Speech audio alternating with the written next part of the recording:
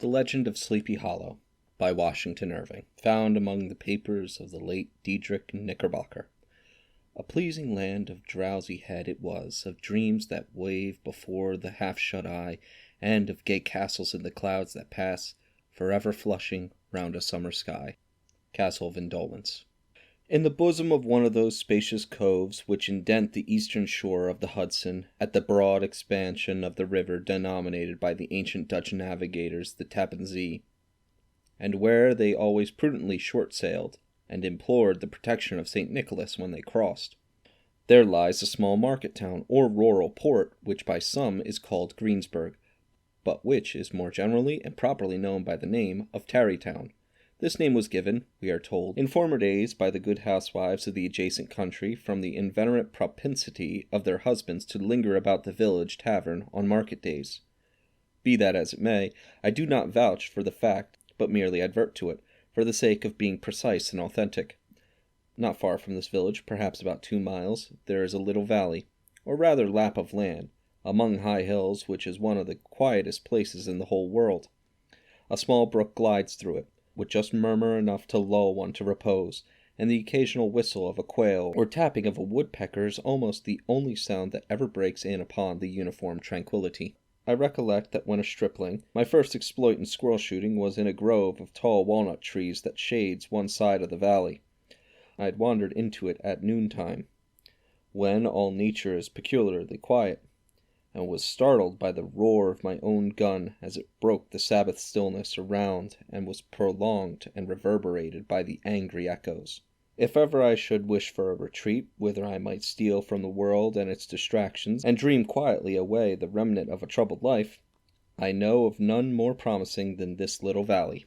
From the listless repose of the place and the peculiar character of its inhabitants, who are descended from the original Dutch settlers, this sequestered glen has long been known by the name of Sleepy Hollow, and its rustic lads are called the Sleepy Hollow Boys throughout all the neighboring country. A drowsy, dreamy influence seems to hang over the land and to pervade the very atmosphere. Some say that the place was bewitched by a high German doctor during the early days of the settlement, others that an old Indian chief, the prophet or wizard of his tribe, held his powwows there before the country was discovered by Master Hendrick Hudson. Certain it is, the place still continues under the sway of some witching power that holds a spell over the minds of the good people, causing them to walk in a continual reverie. They are given all kinds of marvelous beliefs, are subject to trances and visions, and frequently see strange sights and hear music and voices in the air. The whole neighborhood abounds with local tales, haunted spots, and twilight superstitions. Stars shoot and meteors glare oftener across the valley than in any other part of the country, and the nightmare, with her whole ninefold, seems to make it the favorite scene of her gambols.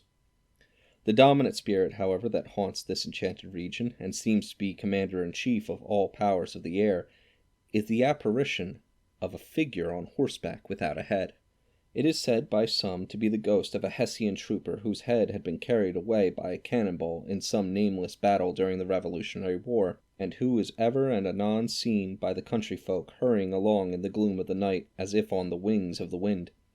His haunts are not confined to the valley, but extend at times to the adjacent roads, and especially to the vicinity of a church at no great distance.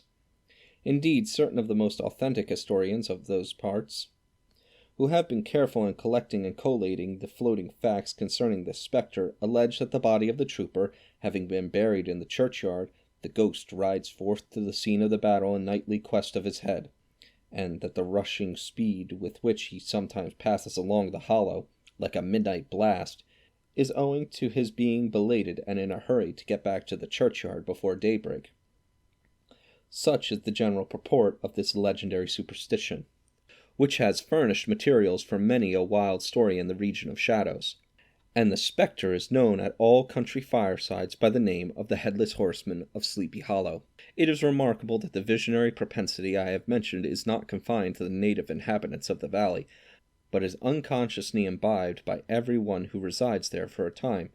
However wide awake they may have been before they entered that sleepy region, they are sure in a little time to inhale the witching influence of the air and begin to grow imaginative, to dream dreams and see apparitions.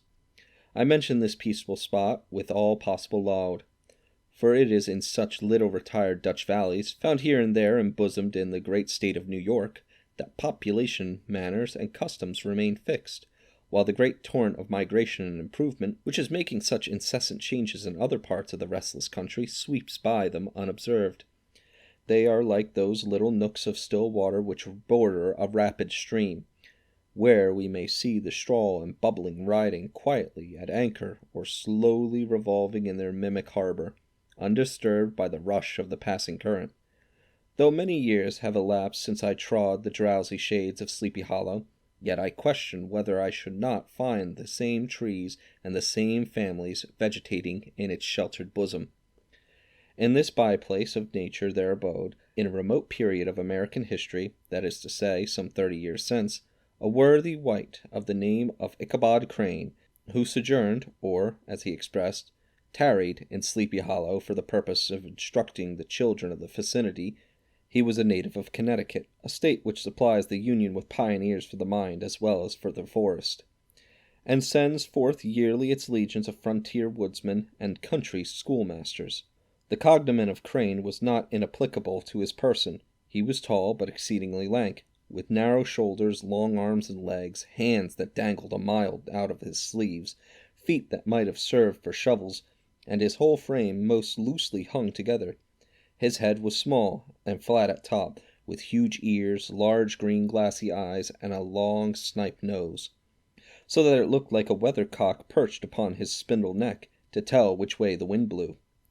To see him striding along the profile of a hill on a windy day, with his clothes bagging and fluttering about him, one might have mistaken him for the genius of famine descending upon the earth, or some scarecrow eloped from a cornfield. His schoolhouse was a low building of one large room, rudely constructed of logs, the windows partly glazed and partly patched with leaves of old copybooks. It was most ingeniously secured at vacant hours by a withy twisted in the handle of the door and stakes set against the window shutters, so that, though a thief might get in with perfect ease, he would find some embarrassment in getting out, an idea most probably borrowed by the architect Jost van Houten from the mystery of an eel pot. The schoolhouse stood in a rather lonely but pleasant situation, just at the foot of a woody hill, with a brook running close by and a formidable birch tree growing at one end of it. From hence the low murmurs of his pupils' voices conning over their lessons might be heard in a drowsy summer's day like the hum of a beehive, interrupted now and then by the authoritative voice of the master in the tone of menace or command, or, peradventure, by the appalling sound of the birch as he urged some tardy loiterers along the flowery path of knowledge. Truth to say, he was a conceited man, and ever bore in the mind of the golden maxim, "Spare the rod and spoil the child." Ichabod Crane's scholars certainly were not spoiled. I would not have it imagined, however, that he was one of those cruel potentates of the school who joy in the smart of their subjects. On the contrary, he administered justice with discrimination rather than severity, taking the burden off the backs of the weak and laying it on those of the strong. Your mere puny stripling, that winced at the least flourish of the rod, was passed by with indulgence, but the claims of justice were satisfied by inflicting a double portion of some little tough, wrong-headed, broad-skirted Dutch urchin, who sulked and swelled and grew dogged and sullen beneath the birch. All this he called doing his duty by their parents, and he never inflicted a chastisement without following it by the assurance, so consolatory to the smarting urchin, that he would remember it and thank him for it the longest day he had to live. When school hours were over, he was even the companion and playmate of the larger boys, and on holiday afternoons would convoy some of the smaller ones home who happened to have pretty sisters or good housewives for mothers, noted for the comforts of the cupboard. Indeed, it behooved him to keep on good terms with his pupils. The revenue arising from his school was small, and he would have been scarcely sufficient to furnish him with daily bread, for he was a huge feeder, and, though lank, had the dilating powers of an anaconda. But to help out his maintenance he was, according to country custom in those parts, boarded and lodged at the houses of the farmers whose children he instructed. With these he lived successfully a week at a time, thus going the rounds of the neighborhood with all his worldly effects tied up in a cotton handkerchief. that all this might not be too erroneous on the purses of his rustic patrons, who are apt to consider the costs of schooling a grievous burden and schoolmasters as mere drones, he had various ways of rendering himself both useful and agreeable. He assisted the farmers occasionally in the lighter labors of their farms, helped to make hay, mended the fences, took the horses to water, drove the cows from pasture, and cut wood for the winter fire. He laid aside, too, all the dominant dignity and absolute sway with which he lorded it in his little empire, the school, and became wonderfully gentle and ingratiating. He found favor in the eyes of the mothers by petting the children, particularly the youngest, and like the lion bold, which whilom so magnanimously the lamb did hold, he would sit with a child on one knee and rock a cradle with his foot for whole hours together. In addition to his other vocations, he was the singing master of the neighborhood, and picked up many bright shillings by instructing the young folks in psalmody. It was a matter of no little vanity to him on Sundays to take his station in front of the church gallery with a band of chosen singers, where, in his own mind, he completely carried away the palm from the parson.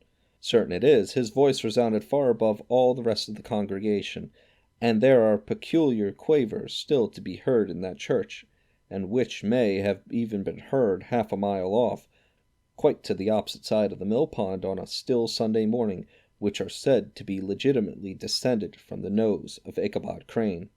Thus, by divers little makeshifts in that ingenious way which is commonly denominated by hook and by crook, the worthy pedagogue got on tolerably enough, and was thought, by all who understood nothing of the labor of head work, to have a wonderfully easy life of it.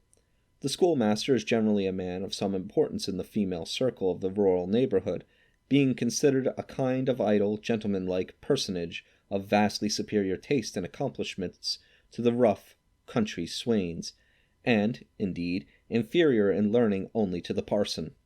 His appearance, therefore, is apt to occasion some little stir at the tea-table of a farmhouse, and the addition of a supernumerary dish of cakes or sweetmeats, or, peradventure, the parade of a silver teapot. Our man of letters, therefore, was peculiarly happy in the smiles of all the country damsels. How he would figure among them in the churchyard between services on Sundays, gathering grapes for them from the wild vines that overrun the surrounding trees, reciting for their amusement all the epitaphs on the tombstones, or sauntering, with the whole bevy of them, along the banks of the adjacent mill pond, while the more bashful country bumpkins hung sheepishly back, envying his superior elegance and address. For his half-itinerant life, also, he was a kind of travelling gazette, carrying the whole budget of local gossip from house to house, so that his appearance was always greeted with satisfaction. He was moreover esteemed by the women as a man of great erudition, for he had read several books quite through, and was a perfect master of Cotton Mather's History of New England Witchcraft, in which, by the way, he most firmly and potentially believed. He was, in fact, an odd mixture of small shrewdness and simple credulity. His appetite for the marvelous and his powers of digesting it were equally extraordinary, and both had been increased by his residence in this spellbound region. No tale was too gross or monstrous for his capacious swallow. It was often his delight, after his school was dismissed in the afternoon, to stretch himself on the rich bed of clover bordering the little brook that whimpered by his schoolhouse, and there con over old Mather's direful tales until the gathering dusk of the evening made the printed page a mere mist before his eyes.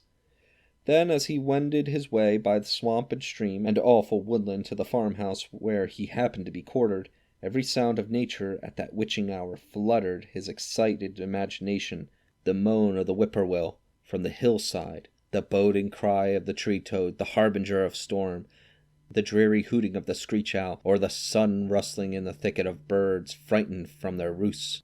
The fireflies, too, which sparkled most vividly in the darkest places, now and then startled him as one of uncommon brightness would stream across his path, and if by chance a huge blockhead of a beetle came winging his blundering flight against him, the poor varlet was ready to give up the ghost, with the idea that he was struck with a witch's token. His only resource on such occasions, either to drown thought or drive away evil spirits, was to sing psalm tunes.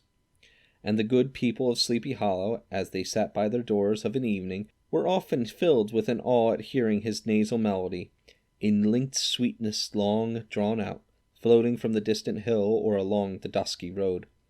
Another of his sources of fearful pleasure was to pass long winter evenings with the old Dutch wives as they sat spinning by the fire, with a row of apples roasting and spluttering along the hearth, and listen to their marvelous tales of ghosts and goblins and haunted fields and haunted brooks and haunted bridges and haunted houses, and particularly of the headless horseman, or galloping Hessian of the Hollow, as they sometimes called him. He would delight them equally by his anecdotes of witchcraft and portentous sights and sounds in the air which prevailed in the earlier times of Connecticut, and would frighten them woefully with speculations upon comets and shooting stars, and with the alarming fact that the world did absolutely turn round, and that they were half the time topsy-turvy. But if there was a pleasure in all this, while snugly cuddling in the chimney-corner of a chamber that was all of a ruddy glow from the crackling wood-fire, and where, of course, no spectre dared to show its face, it was dearly purchased by the terrors of his subsequent walk homewards. What fearful shapes and shadows beset his path amidst the dim and ghastly glare of a snowy night! With what wistful look did he eye every trembling ray of light streaming across the waste fields from some distant window! How often was he appalled by some shrub covered with snow, which, like a sheeted spectre, beset his every path! How often did he shrink with curdling awe at the sound of his own steps on the frosty crust beneath his feet, and dread to look over his shoulder, lest he should behold some uncouth being trampling close behind him! And how often was he thrown into complete dismay by some rushing blast howling among the trees, in the idea that it was the galloping Hessian on one of his nightly scourings! All these, however, were mere terrors of the night, phantoms of the mind, that walk in darkness, and though he had seen many spectres in his time, and had been more than once beset by Satan in divers shapes in his lonely perambulations, yet daylight put an end to all these evils, and he would have passed a pleasant life of it, in despite of the devil and all his works, if his path had not been crossed by a being that causes more perplexity to mortal man than ghosts, goblins, and the whole race of witches put together, and that was a woman. Among the musical disciples who assembled one evening in each week to receive his instructions in psalmody was Katrina van Tassel, the daughter and the only child of a substantial Dutch farmer. She was a blooming lass of fresh 18, plump as a partridge, ripe and melting, and rosy-cheeked as one of her father's peaches, and universally famed, not merely for her beauty, but her vast expectations. She was withal a little of a coquette, as might be perceived even in her dress, which was a mixture of ancient and modern fashions, as most suited to set off her charms. She wore the ornaments of pure yellow gold which her great-great-grandmother had brought over from Sardom, the tempting stomacher of the olden time, and the withal a provokingly short petticoat to display the prettiest foot and ankle in the country round.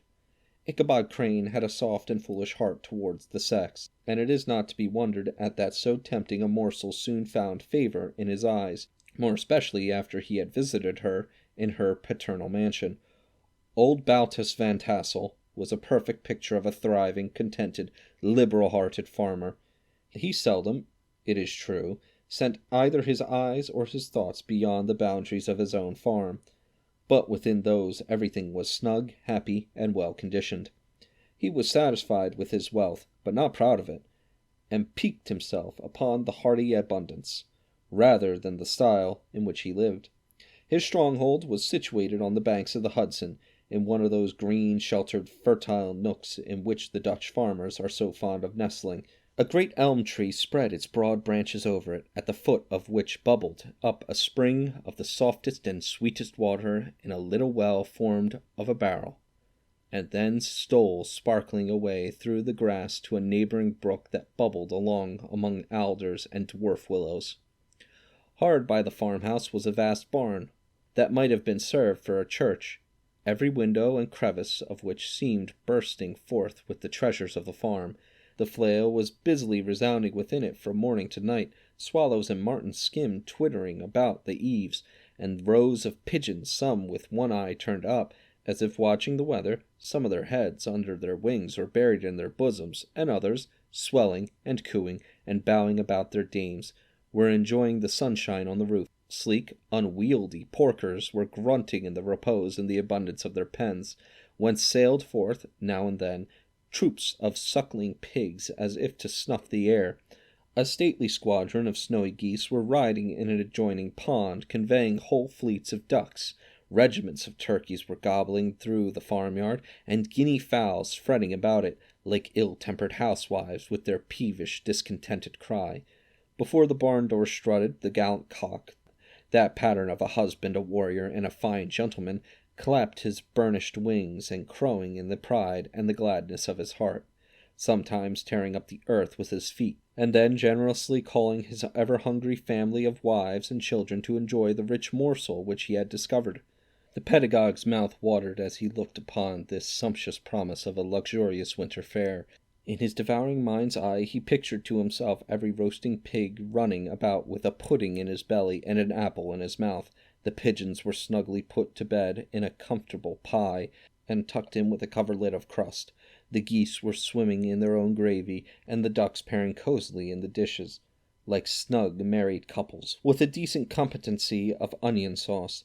In the porkers he saw carved out the future sleek side of bacon and juicy relishing ham. Not a turkey but he beheld daintily trussed up, with its gizzard under its wing, and, peradventure, a necklace of savory sausages, and even bright Chanticleer himself lay sprawling on his back in a side dish, with uplifted claws, as if craving that quarter which his chivalrous spirit disdained to ask while living. As the encaptured Ichabod fancied all this, and as he rolled his great green eyes over the fat meadowlands, the rich fields of wheat, of rye, of buckwheat, and Indian corn, and the orchard burdened with ruddy fruit, which surrounded the warm tenement of Van Tassel, his heart yearned after the damsel who was to inherit these domains, and his imagination expanded with the idea how they might be readily turned into cash and the money invested in immense tracts of wild land and shingle palaces in the wilderness. His busy fancy already realized his hopes, and presented to him the blooming Caterina, with a whole family of children mounted on the top of a wagon loaded with household trumpery, with pots and kettles dangling beneath, and he beheld himself bestriding a pacing mare, with a colt at her heels, setting out for Kentucky, Tennessee, or Lord knows where. When he entered the house, the conquest of his heart was complete. It was one of those spacious farmhouses with high-ridged but lowly sloping roofs, built in the style handed down from the first Dutch settlers, the low projecting eaves forming a piazza along the front capable of being closed up in bad weather. Under this were hung flails, harness, various utensils of husbandry, and nets for fishing in the neighboring river. Benches were built along the sides for summer use, and a great spinning wheel at one end and a churn at the other showed the various uses to which this important porch might be devoted. From this piazza the wandering Ichabod entered the hall, which formed the center of the mansion and the place of usual residence.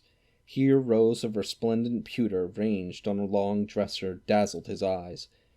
In one corner stood a huge bag of wool ready to be spun, in another a quantity of linsey woolsey just from the loom. Ears of Indian corn and strings of dried apples and peaches hung in gay festoons along the walls, mingled with the gaud of red peppers, and a door left ajar gave him a peep into the best parlor, where the claw-footed chairs and dark mahogany tables shone like mirrors. Andirons, with their accompanying shovel and tongs, glistened from their covent of asparagus tops. Mock oranges and conch shells decorated the mantelpiece. Strings of various colored birds' eggs were suspended above it. A great ostrich egg was hung from the center of the room, and a corner cupboard, knowingly left open, displayed immense treasures of old silver and well-maintained china.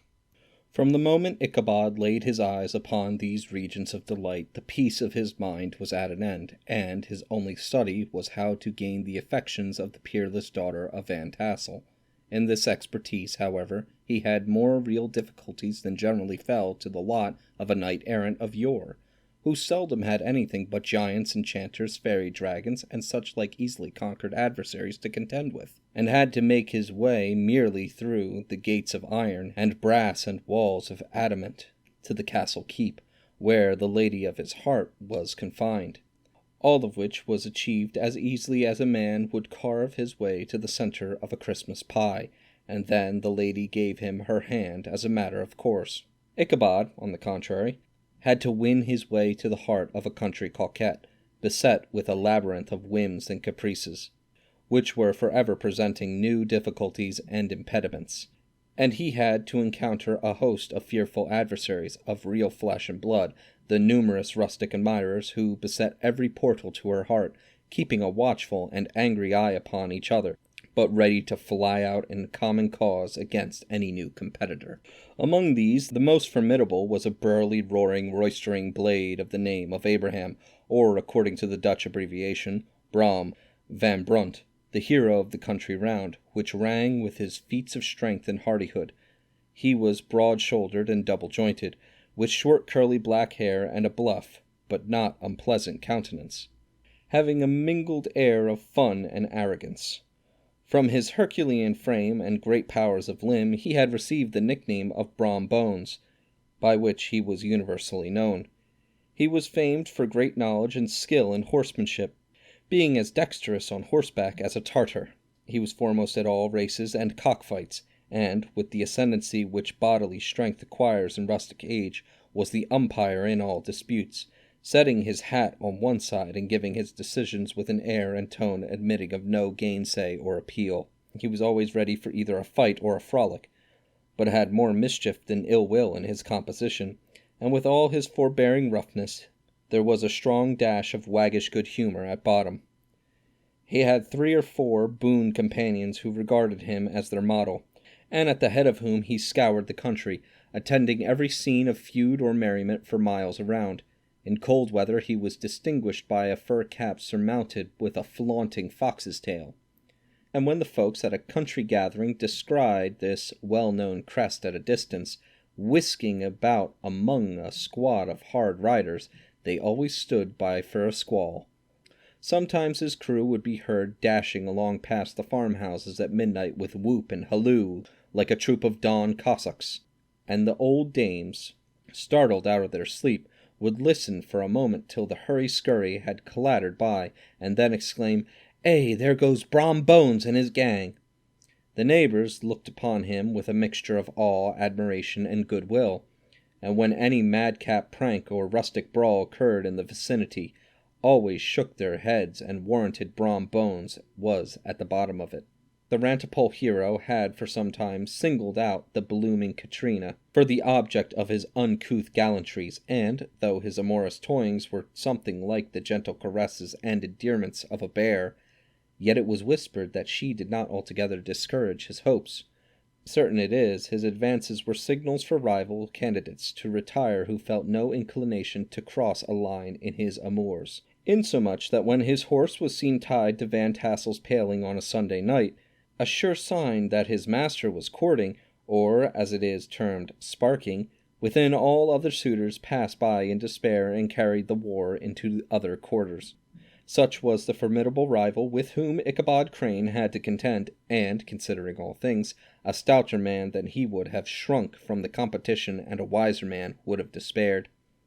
He had, however, a happy mixture of pliability and perseverance in his nature. He was in form and spirit like a supple jack, yielding but although. Though he bent he never broke, and though he bowed beneath the slightest pressure, yet the moment it was away, jerk, he was as erect and carried his head as high as ever. To have taken the field openly against his rival would have been madness, for he was not a man to be thwarted in his amours, any more than that stormy lover Achilles. Ichabod, therefore, made his advances in a quiet and gently insinuating manner. Under cover of his character of singing master, he made frequent visits at the farmhouse. Not that he had anything to apprehend from the meddlesome interference of parents, which is so often a stumbling block in the path of lovers. Balt Van Tassel was an easy, indulgent soul. He loved his daughter better even than his pipe, and like a reasonable man, and an excellent father, let her have her way in everything. His notable little wife, too, had enough to do to attend to her housekeeping and manage her poultry. For, as she sagely observed, ducks and geese are foolish things and must be looked after, but girls can take care of themselves. Thus, while the busy dame bustled about the house or plied her spinning wheel at one end of the piazza, honest Balt would sit smoking his evening pipe at the other, watching the achievements of a little wooden warrior who, armed with a sword in each hand, was most valiantly fighting the wind on the pinnacle of the barn. In the meantime, Ichabod would carry on his suit with the daughter by the side of the spring under the great elm, or sauntering along in the twilight, that hour so favorable to the lover's eloquence. I profess not to know how women's hearts are wooed and won. To me, they have always been matters of riddle and admiration.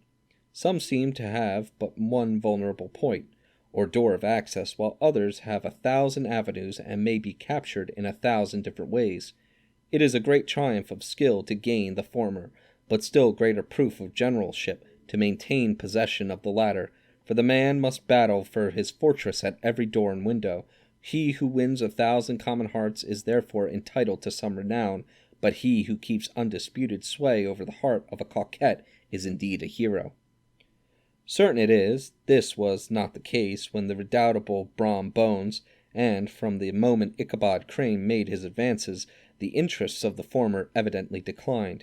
His horse was no longer seen tied at the palings on Sunday nights, and a deadly feud gradually arose between him and the preceptor of Sleepy Hollow. Brom, who had a degree of rough chivalry in his nature, would fain have carried matters to open warfare, and have settled their pretensions to the lady accordingly to the mode of their concise and simple reasoners, the knight-errants of yore, by single combat. But Ichabod was too conscious of the superior might of his adversary to enter the lists against him. He had overheard a boast of Bones that he would double the schoolmaster up and lay him on a shelf of his own schoolhouse, and he was too wary to give him an opportunity. There was something extremely provoking in this obstinately pacific system. It left Brom no alternative but to draw upon the funds of a rustic waggery in his disposition, and to play off boorish practical jokes upon his rival. Ichabod became the object of whimsical persecution to Bones and his gang of rough riders. They harried his hitherto peaceful domains, smoked out his singing school by stopping up the chimney, broke into the schoolhouse at night in spite of its formidable fastings of withy and window stakes, and turned everything topsy-turvy so that the poor schoolmaster began to think all the witches in the country held their meetings there. But what was still more annoying, Brom took all opportunities of turning him into ridicule in presence of his mistress, and had a scoundrel dog whom he taught to whine in the most ludicrous manner, and introduced as a rival of Ichabod's, to instruct her in psalmody. In this way matters went on for some time without producing any material effect on the relative situation of the contending powers. On a fine autumnal afternoon, Ichabod, in a pensive mood, sat enthroned on the lofty stool whence he usually watched all the concerns of his little literary realm. In his hand he swayed a ferule. That sceptre of despotic power, the birch of justice, reposed on 3 nails behind the throne, a constant terror to evildoers, while on the desk before him might be seen sundry contraband articles and prohibited weapons detected upon the persons of idle urchins, such as half-munched apples, pop-guns, whirligigs, fly-cages, and whole legions of rampant little paper gamecocks. Apparently there had been some appalling act of justice recently inflicted, for his scholars were all busily intent upon their books or slyly whispering behind them, with one eye kept upon the master, and a kind of buzzing stillness reigned throughout the schoolroom. It was suddenly interrupted by the appearance of a negro in tow-cloth jacket and trousers, a round-crowned fragment of a hat like the cap of Mercury, and mounted on the back of a ragged, wild, half-broken colt, which he managed with a rope by way of halter. He came clattering up to the school door with an invitation to Ichabod to attend a merrymaking or quilting frolic to be held that evening at Mynheer Van Tassel's. and having delivered his message with that air of importance and effort at fine language which a negro is apt to display on petty embassies of the kind, he dashed over the brook, and was seen scampering away up the hollow, full of the importance and hurry of his mission. All was now bustle and hubbub in the late quiet schoolroom. The scholars were hurried through their lessons without stopping at trifles. Those who were nimble skipped over half with impunity, and those who were tardy had a smart application now and then in the rear to quicken their speed or help them over a tall word. Books were flung aside without being put away on the shelves. Inkstands were overturned, benches thrown down, and the whole school was turned loose an hour before the usual time, bursting forth like a legion of young imps, yelping and racketing about the green in joy at their early emancipation. The gallant Ichabod now spent at least an extra half-hour at his toilet, brushing and furbishing up his best, and indeed only suit of rusty black, and arranging his looks by a bit of broken looking-glass that hung up in the schoolhouse, that he might make his appearance before his mistress in the true style of a cavalier. He borrowed a horse from the farmer with whom he was domiciliated, a choleric old Dutchman of the name of Hans van Ripper, and thus gallantly mounted, issued forth like a knight-errant in quest of adventures. But it is meet I should, in the true spirit of romantic story, give some account of the looks and equipments of my hero and his steed.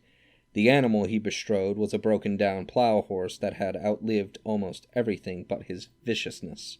He was gaunt and shagged, with a ewe neck and a head like a hammer. His rusty mane and tail were tangled and knotted with burrs. One eye had lost its pupil and was glaring and spectral, but the other had the gleam of a genuine devil in it. Still, he must have had fire and metal in his day, if we may judge from the name he bore of Gunpowder. He had, in fact, been a favorite steed of his master's, the choleric Van Ripper, who was a furious rider, and had infused, very probably, some of his own spirit into the animal, for, old and broken down as he looked, there was more of the lurking devil in him than in any young filly in the country. Ichabod was a suitable figure for such a steed.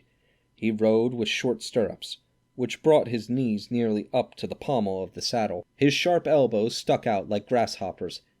He carried his whip perpendicularly in his hand like a scepter, and as his horse jogged on, the motion of his arms was not unlike the flapping of a pair of wings.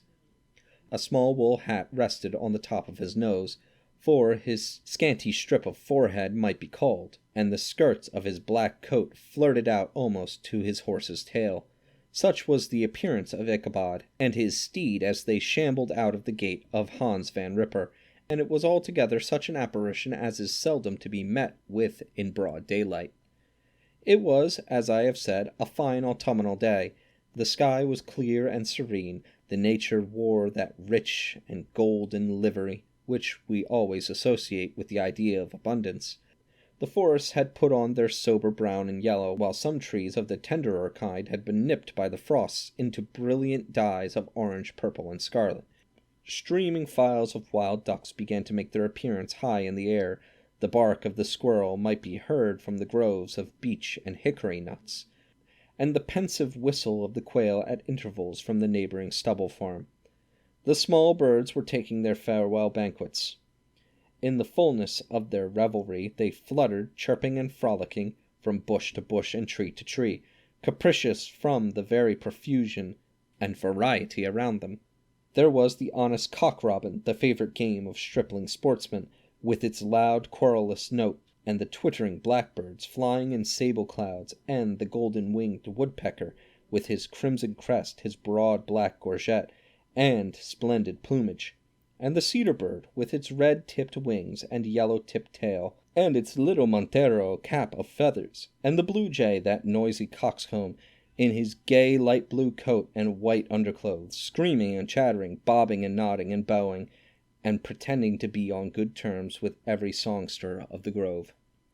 As Ichabod jogged slowly on his way, his eye, ever open to every symptom of culinary abundance, ranged with delight over the treasures of jolly autumn. On all sides he beheld vast stores of apples, some hanging in oppressive opulence on the trees, some gathered into baskets and barrels for the markets, others heaped up in rich piles for the cider press. Farther on he beheld great fields of Indian corn, with its golden ears peeping from their leafy coverts and holding out the promise of cakes and hasty pudding, and the yellow pumpkins lying beneath them, turning up their fair round bellies to the sun, and giving ample prospects of the most luxurious of pies. And anon he passed the fragrant buckwheat fields, breathing the odor of the beehive, and as he beheld them, soft anticipations stole over his mind of dainty slapjacks, well buttered and garnished with honey, or treacle by the delicate little dimpled hand of Katerina Van Tassel. Thus feeding his mind with many sweet thoughts and sugared suppositions, he journeyed along the sides of a range of hills which look out upon some of the goodliest scenes of the mighty Hudson. The sun gradually wheeled his broad disk down into the west. The wide bosom of the Tappan Zee lay motionless and glassy, excepting that here and there a gentle undulation waved and prolonged the blue shadow of the distant mountain. A few amber clouds floated in the sky without a breath of air to move them. The horizon was of a fine golden tint, changing gradually into a pure apple green, and from that into the deep blue of the mid-heaven. A slanting ray lingered on the woody crests of the precipices that overhung some parts of the river, giving greater depth to the dark gray and purple of their rocky sides.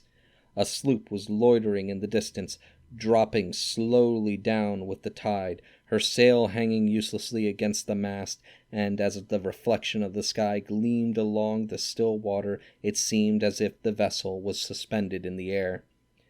It was toward evening that Ichabod arrived at the castle of Herr Van Tassel, which he found thronged with the pride and flower of the adjacent country, old farmers, a spare leathern-faced race, in homespun coats and breeches, blue stockings, huge shoes, and magnificent pewter buckles, their brisk withered little dames in close-crimped caps, long-waisted short gowns, homespun petticoats, with scissors and pin-cushions and gay calico pockets hanging on the outside.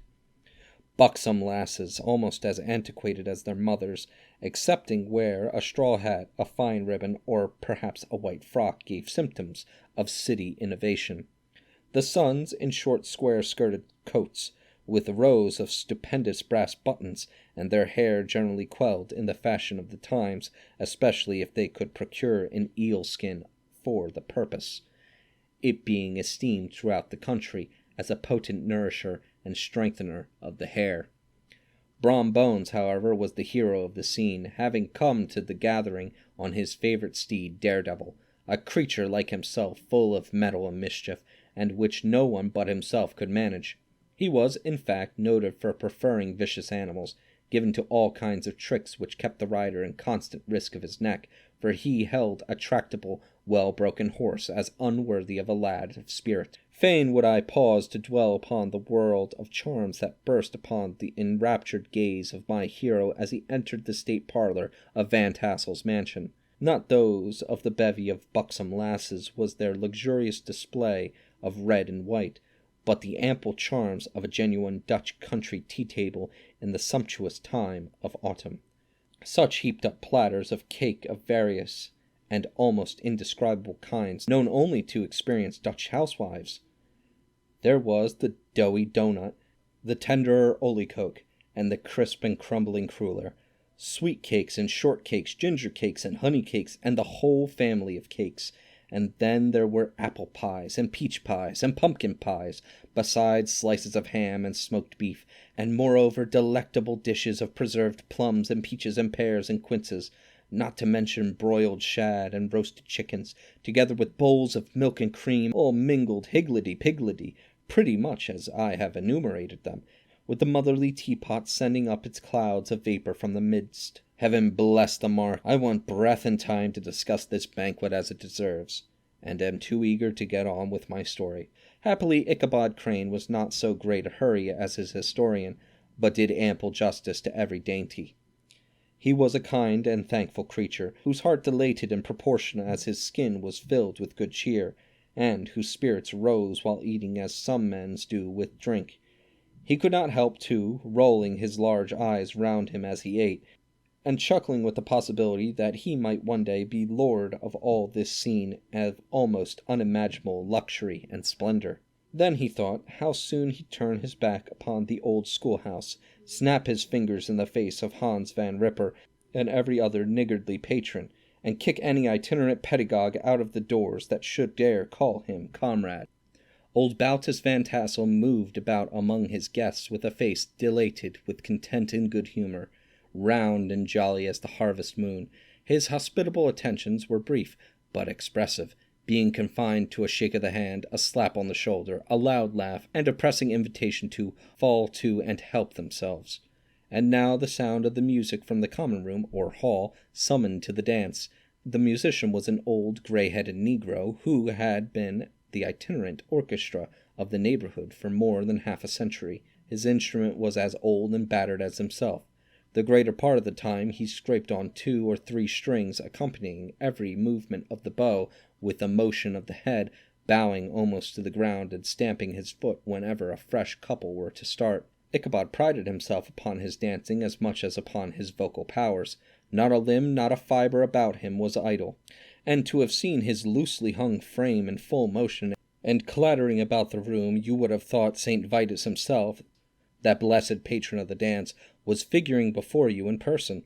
He was the admiration of all the negroes who, having gathered, of all ages and sizes, from the farm and the neighborhood, stood forming a pyramid of shiny black faces at every door and window, gazing with delight at the scene, rolling their white eyeballs, and showing grinning rows of ivory from ear to ear. How could the flogger of urchins be otherwise than animated and joyous? The lady of his heart was his partner in the dance, and smiling graciously in reply to all his amorous oglings, while Brom Bones, sorely smitten with love and jealousy, sat brooding by himself in one corner. When the dance was at an end, Ichabod was attracted to a knot of the sager folks, who, with old Van Tassel, sat smoking at one end of the piazza, gossiping over former times and drawing out long stories about the war. This neighborhood, at the time of which I am speaking, was one of those highly favored places which abound with chronicle and great men. The British and American line had run near it during the war.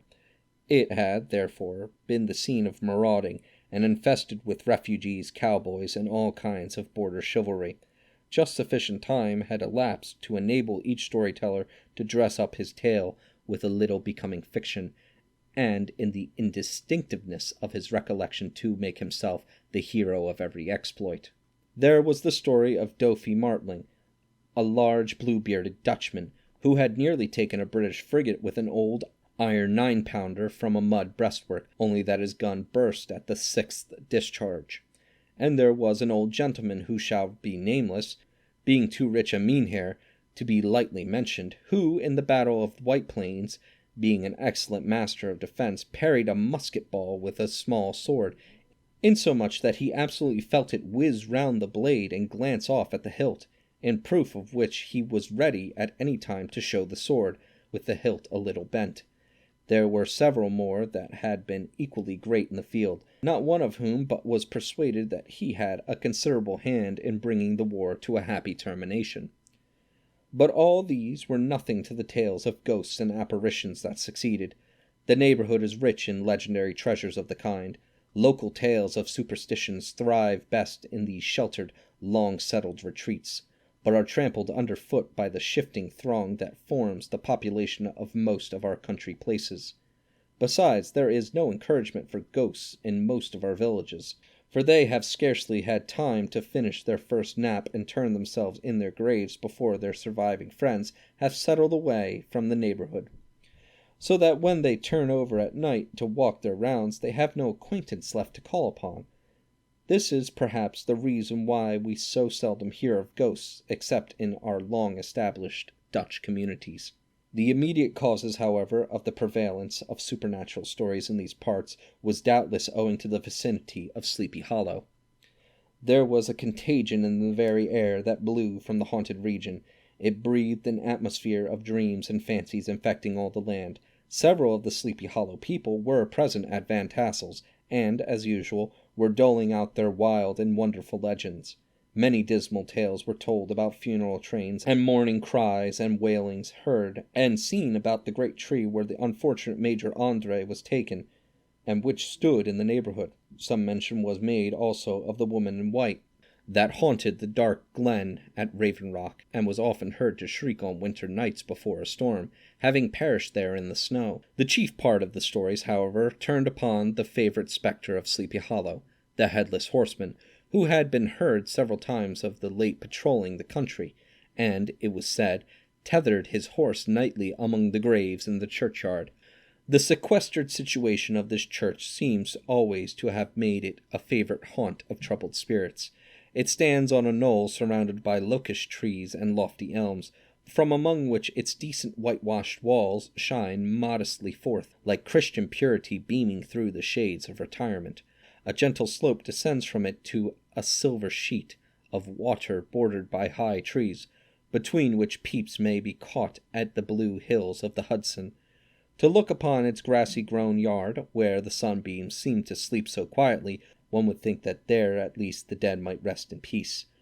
On one side of the church extends a wide woody dell, along which raves a large brook among broken rocks and trunks of fallen trees.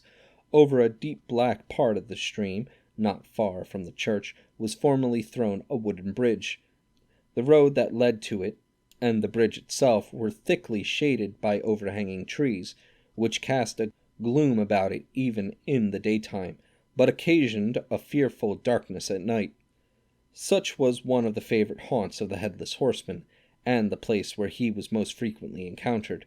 The tale was told by old Brower, a most heretical disbeliever in ghosts, how he met the horseman returning from his foray into Sleepy Hollow, and was obliged to get up behind him, how they galloped over bush and brake, over hill and swamp, until they reached the bridge, when the horseman suddenly turned into a skeleton, threw old Bower into the brook, and sprang away over the tree-tops with a clap of thunder.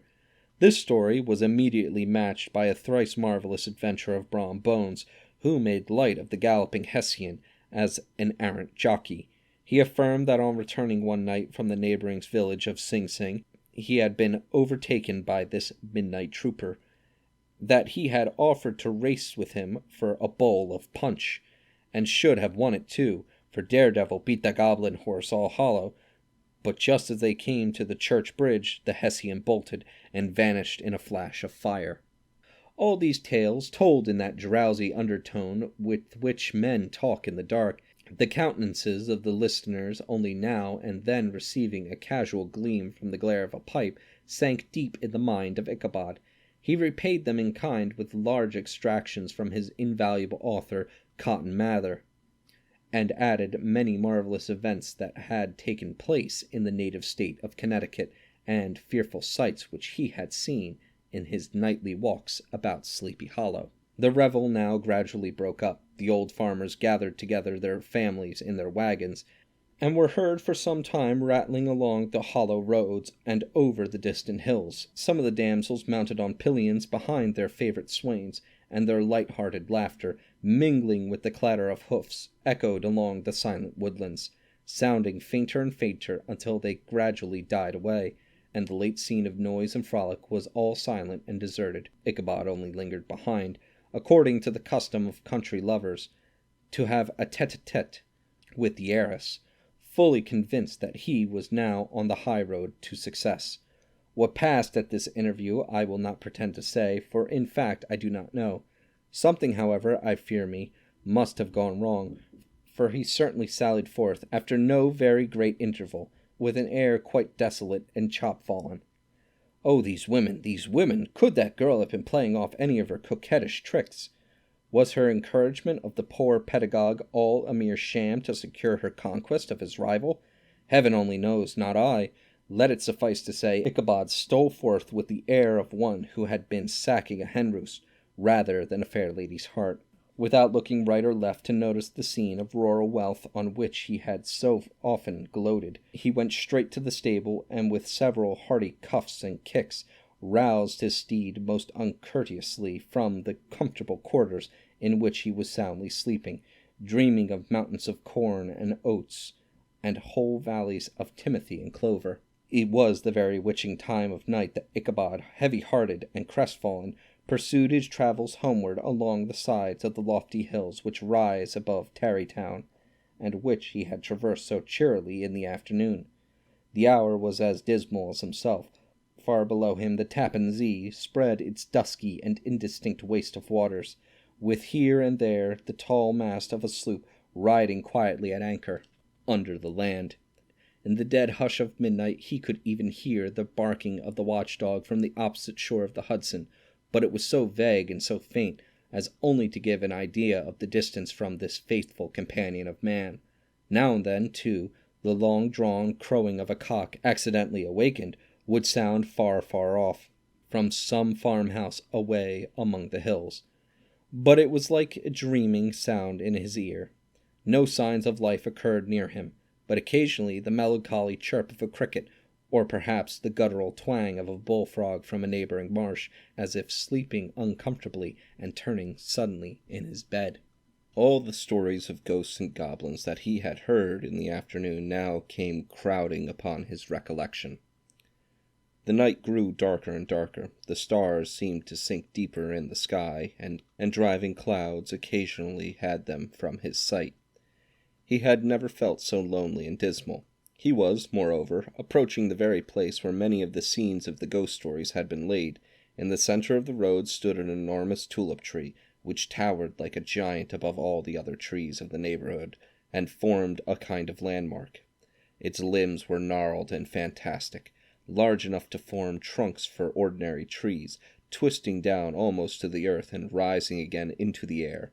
It was connected with the tragical story of the unfortunate Andre, who had been taken prisoner hard by, and was universally known by the name of Major Andre's tree. The common people regarded it with a mixture of respect and superstition, partly out of sympathy for the fate of its ill-starred namesake, and partly from the tales of strange sights and doleful lamentations told concerning it. As Ichabod approached this fearful tree, he began to whistle. He thought his whistle was answered.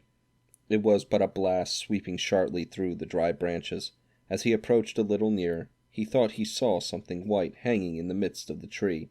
He paused and ceased whistling, but on looking more narrowly, perceived that it was a place where the tree had been scathed by lightning and the white wood laid bare. Suddenly he heard a groan. His teeth chattered and his knees smote against the saddle.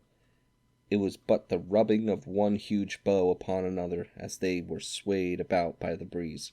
He passed the tree in safety, but new perils lay before him. About 200 yards from the tree, a small brook crossed the road and ran into a marshy and thickly wooded glen known by the name of Wiley's Swamp. A few rough logs, laid side by side, served for a bridge over this stream. On that side of the road where the brook entered the wood, a group of oaks and chestnuts, matted thick with wild grapevines, threw a cavernous gloom over it. To pass this bridge was the severest trial. It was at this identical spot that the unfortunate Andre was captured, and under the covert of those chestnuts and vines were the sturdy yeomen concealed who surprised him. This has ever since been considered a haunted stream, and fearful are the feelings of the schoolboy who has to pass it alone after dark. As he approached the stream, his heart began to thump. He summoned up, however, all his resolution, gave his horse half a score of kicks in the ribs, and attempted to dash briskly across the bridge. But instead of starting forward, the perverse old animal made a lateral movement, and ran broadside against the fence. Ichabod, whose fears increased with the delay, jerked the reins on the other side, and kicked lustily with the contrary foot. It was all in vain. His steed started, it is true, but it was only to plunge to the opposite side of the road into a thicket of brambles and alder bushes. The schoolmaster now bestowed both whip and heel upon the travelling ribs of old Gunpowder, who dashed forward, snuffing and snorting, but came to a stand just by the bridge with a suddenness that had nearly sent his rider sprawling over his head. Just at this moment, a plashy tramp by the side of the bridge caught the sensitive ear of Ichabod. In the dark shadow of the grove, on the margin of the brook, he beheld something huge, misshapen, black, and towering.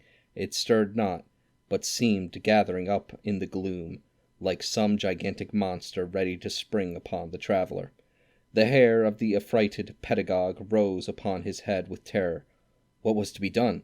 To turn and fly was now too late, And besides, what chance was there of escaping ghost or goblin, if such it was, which could ride upon the wings of the wind? Summoning up, therefore, a show of courage, he demanded in stammering accents, "Who are you?" He received no reply. He repeated his demand in a still more agitated voice. Still there was no answer. Once more he cudgelled the sides of the inflexible gunpowder, and, shutting his eyes, broke forth with involuntary fervour into a psalm tune. Just then the shadowy object of alarm put itself in motion, and with a scramble and a bound stood at once in the middle of the road. Though the night was dark and dismal, yet the form of the unknown might now in some degree be ascertained. He appeared to be a horseman of large dimensions, and mounted on a black horse of powerful frame. He made no offer of molestation or sociability, but kept aloof on one side of the road, jogging along on the blind side of old Gunpowder, who had now got over his fright and waywardness. Ichabod, who had no relish for this strange midnight companion, and bethought himself of the adventure of Brom Bones and the galloping Hessian, now quickened his steed in hopes of leaving him behind. The stranger, however, quickened his horse to an equal pace. Ichabod pulled up and fell into a walk, thinking to lag behind. The other did the same. His heart began to sink within him. He endeavoured to resume his psalm tune, but his parched tongue clove to the roof of his mouth, and he could not utter a stave. There was something in the moody and dogged silence of this pertinacious companion that was mysterious and appalling. It was soon fearfully accounted for.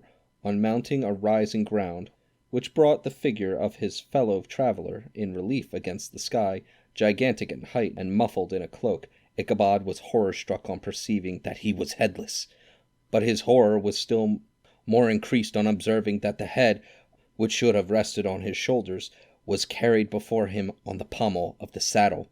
His terror rose to desperation. He rained a shower of kicks and blows upon Gunpowder, hoping by a sudden movement to give his companion the slip, but the spectre started full jump with him. Away when they dashed, through thick and thin, stones flying and sparks flashing at every bound. Ichabod's flimsy garments fluttered in the air as he stretched his long lanky body away over his horse's head in the eagerness of his flight. They had now reached the road which turns off to Sleepy Hollow, but Gunpowder, who seemed possessed with a demon, instead of keeping up it, made an opposite turn and plunged headlong downhill to the left. This road leads through a sandy hollow, shaded by trees, for about a quarter of a mile, where it crosses the bridge famous in the Goblin story, and just beyond swells the green knoll on which stands the whitewashed church. As yet the panic of the steed had given his unskilful rider an apparent advantage in the chase, but just as he had got halfway through the hollow, the girths of the saddle gave away, and he felt it slipping from under him. He seized it by the pommel and endeavoured to hold it firm, but in vain, and had just time to save himself by clasping old Gunpowder round the neck, when the saddle fell to the earth, and he heard it trampled under foot by his pursuer. For a moment the terror of Hans Van Ripper's wrath passed across his mind, for it was his Sunday saddle. But this was no time for petty fears. The goblin was hard on his haunches, and, unskilled rider that he was, he had much ado to maintain his seat, sometimes slipping on one side, sometimes on another, and sometimes jolted on the high ridge of the horse's backbone with a violence that he verily feared would cleave him asunder. An opening in the trees now cheered him with the hopes that the church bridge was at hand. The wavering reflections of a silver star in the bosom of the brook told him that he was not mistaken. He saw the walls of the church dimly glaring under the trees beyond. He recollected the place where Brom Bones' ghastly competitor had disappeared. "If I can but reach that bridge," thought Ichabod, "I am safe." Just then he heard the black steed panting and blowing close behind him. He even fancied that he felt his hot breath. Another convulsive kick in the ribs, and old Gunpowder sprang upon the bridge. He thundered over the resounding planks. He gained the opposite side. And now Ichabod cast a look behind to see if his pursuer should vanish, according to rule, in a flash of fire and brimstone.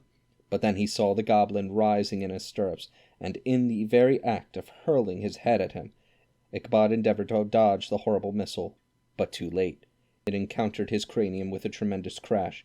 He was tumbled headlong into the dust, and Gunpowder, the black steed, and the goblin rider passed by like a whirlwind. The next morning the old horse was found, without his saddle and with the bridle under his feet, soberly cropping the grass at his master's gate. Ichabod did not make his appearance at breakfast. Dinner hour came, but no Ichabod. The boys assembled at the schoolhouse, and strolled idly about the banks of the brooks, but no schoolmaster. Hans Van Ripper now began to feel some uneasiness about the fate of poor Ichabod and his saddle. An inquiry was set on foot, and after diligent investigation they came upon his traces. In one part of the road leading to the church was found the saddle trampled in the dirt, the tracks of horses' hoofs, deeply dented in the road and evidently at furious speed, were traced to the bridge, beyond which, on the bank of a broad part of the brook, where the water ran deep and black, was found the hat of the unfortunate Ichabod, and close beside it a shattered pumpkin. The brook was searched, but the body of the schoolmaster was not to be discovered. Hans Van Ripper, as executor of his estate, examined the bundle which contained all his worldly effects. They consisted of 2 shirts and a half, 2 stocks for the neck, a pair or 2 of worsted stockings, an old pair of corduroy small clothes, a rusty razor, a book of psalm tunes full of dog-ears, and a broken pitch pipe. As to the books and furniture of the schoolhouse, they belonged to the community, excepting Cotton Mather's History of Witchcraft, a New England almanac, and a book of dreams and fortune-telling, in which last was a sheet of foolscap, much scribbled and blotted in several fruitless attempts to make copy of verses in horror of the heiress of Van Tassel. These magic books and the poetic scrawl were forthwith consigned to the flames by Hans Van Ripper, who from that time forward determined to send his children no more to school, observing that he never knew any good come of this same reading and writing. Whatever money the schoolmaster possessed, and he had received his quarter's pay but a day or 2 before, he must have had about his person at the time of his disappearance. The mysterious event caused much speculation at church on the following Sunday. Knots of gazers and gossips were collected in the churchyard, at the bridge, and at the spot where the hat and pumpkin had been found. The stories of Brower, of Bones, and a whole budget of others were called to mind, and when they had diligently considered them all, and compared them with the symptoms of the present case, they shook their heads and came to the conclusion that Ichabod had been carried off by the galloping Hessian. As he was a bachelor and in nobody's debt, nobody troubled his head any more about him. The school was removed to a different quarter of the hollow, and another pedagogue reigned in his stead. It is true an old farmer, who had been down to New York on a visit several years after, and from whom this account of the ghostly adventure was received, brought home the intelligence that Ichabod Crane was still alive, that he had left the neighborhood partly through fear of goblins and Hans Van Ripper, and partly in mortification at having been suddenly dismissed by the heiress, that he had changed his quarters to a distant part of the country, had kept school and studied law at the same time, and had been admitted to the bar, turned politician, electioneered, written for the newspapers, and finally had been made a justice of the 10-pound court. Brom Bones, who shortly after his rival's disappearance conducted the blooming Katerina in triumph to the altar, was observed to look exceedingly knowing whenever the story of Ichabod was related, and always burst into a hearty laugh at the mention of the pumpkin, which led some to suspect that he knew more about the matter than he chose to tell. The old country wives, however, who are the best judges of these matters, maintain to this day that Ichabod was spirited away by supernatural means, and it is a favourite story often told about the neighbourhood round the winter evening fire. The bridge became more than ever an object of superstitious awe, and that may be the reason why the road has been altered of late years, so as to approach the church by the border of the mill pond. The schoolhouse, being deserted, soon fell to decay, and was reported to be haunted by the ghost of the unfortunate pedagogue, and the ploughboy, loitering homeward of a still summer evening, has often fancied his voice at a distance, chanting a melancholy psalm tune along the tranquil solitudes of Sleepy Hollow. Postscript found in the handwriting of Mr. Knickerbocker. The preceding tale is given almost in the precise words in which I heard it related at a corporation meeting of the ancient city of Manhattoes, at which were present many its sagest and most illustrious burghers. The narrator was a pleasant, shabby, gentlemanly old fellow in pepper and salt clothes, with a sadly humorous face, and one whom I strongly suspected of being poor. He made such efforts to be entertaining. When his story was concluded, there was much laughter and approbation, particularly from 2 or 3 deputy aldermen, who had been asleep the greater part of the time. There was, however, one tall, dry-looking old gentleman, with beetling eyebrows, who maintained a grave and rather severe face throughout, now and then folding his arms, inclining his head, and looking down upon the floor, as if turning a doubt over in his mind. He was one of your wary men, who never laugh but upon good grounds, when they have reason and the law on their side. When the mirth of the rest of the company had subsided and silence was restored, he leaned one arm on the elbow of his chair, and sticking the other akimbo, demanded, with a slight but exceedingly sage motion of the head and contraction of the brow, what was the moral of the story and what it went to prove. The storyteller, who was putting a glass of wine to his lips as a refreshment after his toils, paused for a moment, looked at his inquirer with an air of infinite deference, and, lowering the glass slowly to the table, observed that the story was intended most logically to prove that there is no situation in life but has its advantages and pleasures, provided we will but take a joke as we find it. That therefore he that runs races with goblin troopers is likely to have rough riding of it. Ergo, for a country schoolmaster to be refused the hand of a Dutch heiress is a certain step to the high preferment in the state. The cautious old gentleman knit his brows tenfold closer after this explanation, being sorely puzzled by the ratiocination of the syllogism, while methought the one in salt and pepper eyed him with something of a triumphant leer. At length he observed that all this was very well, but still he thought the story a little on the extravagant. There were 1 or 2 points of which he had his doubts. "Faith, sir," replied the storyteller, "as to that matter I don't believe 1/2 of it myself."